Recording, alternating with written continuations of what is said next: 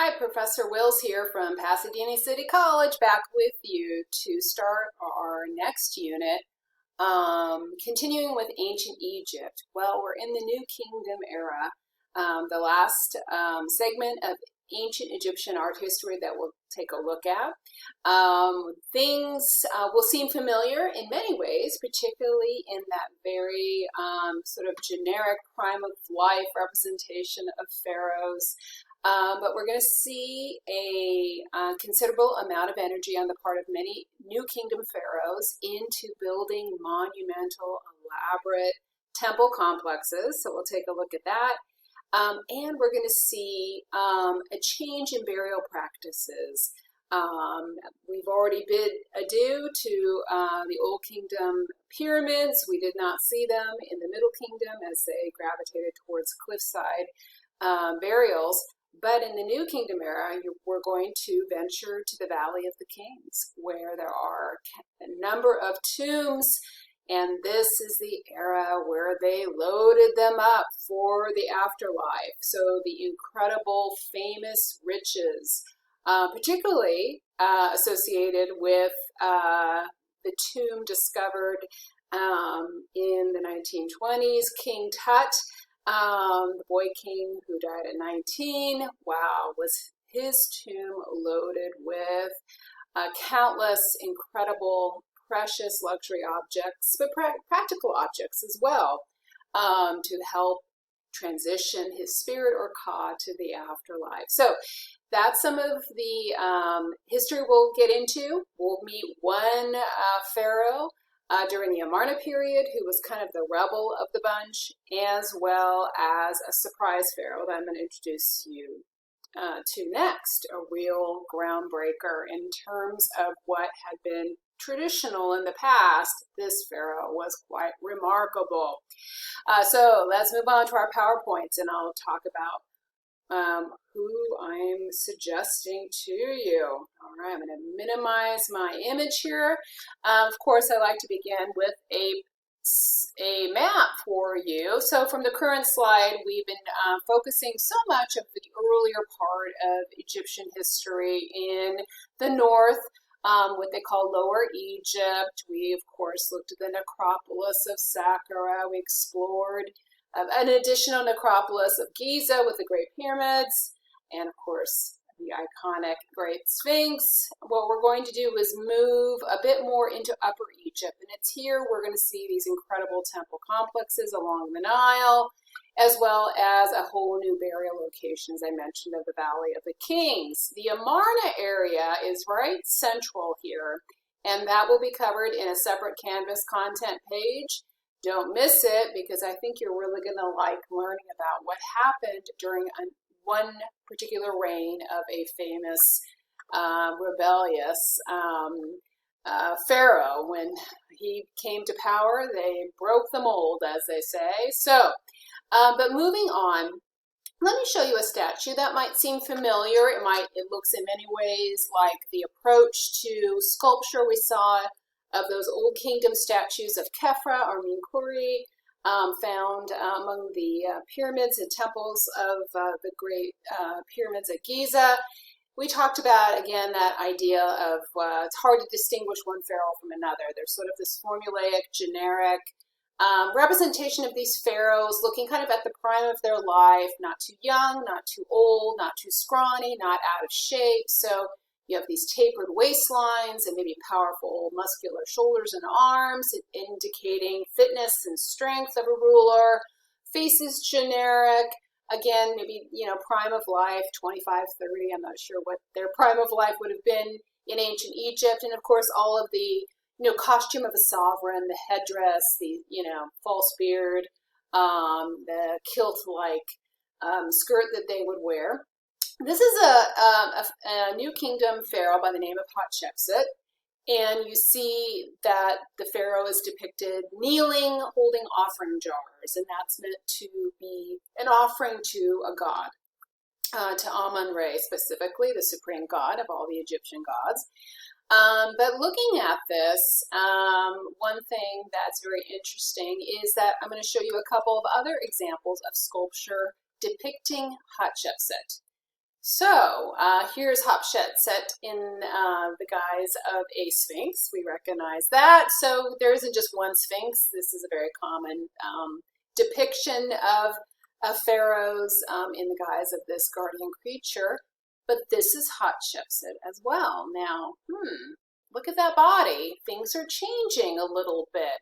Narrower shoulders, a tapered waistline, a little fullness in the bust. Guess what? Hatshepsut was a female, the first known female pharaoh of Egypt. I know Cleopatra gets all the spotlight, but Hatshepsut indeed was an earlier pharaoh, and she was a remarkable one who ruled some 20 years. How did that come to be in an era where Old Kingdom, Middle Kingdom pharaohs were male? Usually, as you see in many instances of royals, the power gets passed down to a son. Well, Hatshepsut was the daughter of an existing pharaoh, Thutmose, and she had a half-brother. In Egyptian royal families, you often married within the family, within the bloodline, and she was married to her half-brother. But failed to conceive a son. And so he, as was common among males, Egyptian royal males, had a secondary wife with whom he had a son. When the line of succession through death of the father of Hatshepsut and then the half-brother / husband of Hatshepsut transpired, and so a boy who was her essentially, I guess, stepson / nephew, Thutmose III, was to be the pharaoh of Egypt, but he was too young. He was a little boy still, and so Hatshepsut was appointed as a kind of regent, which is sort of like an adult substitute who would be kind of his mentor, but also would serve essentially as a transitional pharaoh until the boy came of age to rule. Well, Hatshepsut was great at it and was quite successful, winning military campaigns and bringing wealth and stability to Egypt. And she wanted to hold on to that power. So she made an argument that when her mother was impregnated with her, that in fact the supreme Egyptian god Amun-Re was the one who possessed her father's body, and so she was more than just a pharaoh's daughter. She was the daughter of the supreme god of Egypt. So everybody said, okay, you're in. And she continued to rule for a good 20 years, if you can believe that. Wow, what a story. Here's a quick slide showing both Thutmose III, the man who was, or the boy who was too young to rule Egypt, and Hatshepsut on the right here. All right, moving on here, more depictions of them and her. What I want to focus on and what she is most known for, and I'm just going to take myself away for a few minutes, is this incredible mortuary temple of Hatshepsut. And what you see here, of course, is an incredible site at the base of these majestic soaring cliffs along the Nile River. And we're looking at the years approximately 1460 BCE. I'm just rounding that off to make it easy for you. But it was a place that was meant to be, when it's a mortuary temple, it was meant to ultimately be the tomb for her remains, but also serve as a place of worship, serving as a temple. So it was meant to be used in life and in death. And that was the goal of this particular project. To my eye, it reads completely modern. It's like some of the many lessons I learned about Frank Lloyd Wright, how he would often take into consideration the location of where he was building his famous homes, especially during his prairie style period. But What's remarkable about it is it's made up of a central access series of ramps that take you into the structure, but it's terraced. There's sort of a lower terrace, a middle terrace, and upper terrace. But the strong horizontal lines mimic the strong horizontal lines of the cliffs themselves. So there is this sort of echo in the actual topography that you see in Hatshepsut's temple. But then it's balanced by this verticality that you see in the series of columns or pillars that are forming a colonnade along the face of each terrace. In many ways, that's an echo, a repeat, so to speak, of the verticality of those majestic cliffs as well. So there's this real connection to location that you find with this particular site as well. Moving on here, you can see people walking up the ramp here. Here, look at this. I know this kid is being naughty and climbing on this old statue. I can't believe it. But what you see here is a statue of somebody familiar. It's a bird. You got it. It's Horus, the Egyptian god associated as a guardian or protector of the pharaohs. So there is Horus, still on duty to this day for all the throngs of tourists who visit that location. Here you have a bit of a bird's eye view, which shows you a little bit more of the terraces that you see here. The whole place was filled with art and sculpture. It's supposedly had art that depicts the first time in world history the achievements of a woman ruler. That's how remarkable Hatshepsut is, including a multitude of those of the statue that I've already showed you of her kneeling with offering jars.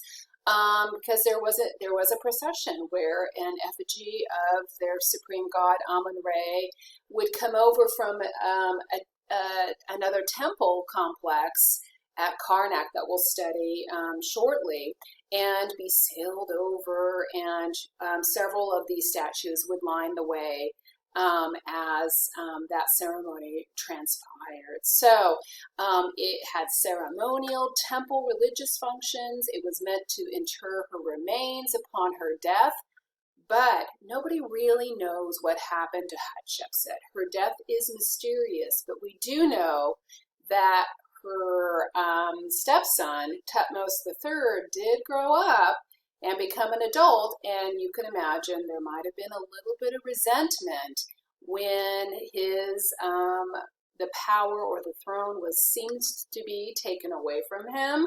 And so after the death of Hatshepsut, all depictions of her had been chiseled away, and all of those statues discarded in several piles, which of course made it very convenient to 19th and 20th century archaeologists to discover their remains and reassemble them, and learn so much about someone who almost disappeared from world history. Many of those statues, in fact, can be found in New York City at the Metropolitan Museum of Art. All right, thanks for tuning in. Talk to you later. Bye-bye.